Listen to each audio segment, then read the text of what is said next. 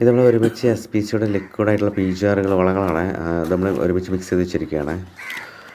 അത് S P സിയുടെ CVD gel, micro plus, amen 20+ നമ്മൾ ഒരുമിച്ച് മിക്സ് ചെയ്ത് തടത്തിൽ ഒഴിച്ച് കൊടുക്കുകയാണ് ചെയ്യാറ്. CVD gel 1 litre 2.5 gram, amen 20+ 1 litre വെള്ളത്തിൽ 2.5 മില്ലി, മൈക്രോ പ്ലസ് 1 ലിറ്റർ വെള്ളത്തിൽ 2.5 മില്ലി. ഇത് നമ്മൾ ഒരുമിച്ച് മിക്സ് ചെയ്ത് തടത്തിൽ ഒഴിച്ച് കൊടുക്കുകയാണ് ചെയ്യാറ്.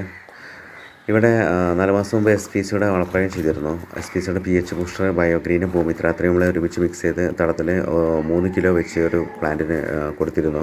അതിനുശേഷമാണ് ശരിക്കും മുകളിൽ കാണിക്കുന്ന കായകളെല്ലാം ശരിക്കും കായകളായി മാറുന്നുണ്ട്.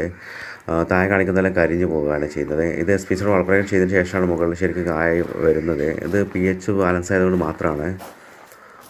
തുടക്കത്തിൽ നമ്മൾ PH കഴിയുമ്പോൾ ഇവിടെ 4.5 ആയിരുന്നു. അപ്പോൾ ഏകദേശം PH കഴിയുമ്പോൾ നമുക്ക് കിട്ടുന്നത് 6 എത്തിയിട്ടുണ്ട്. ഇനി ഇതിന് ഒരുപാട് പെർഫോമൻസ്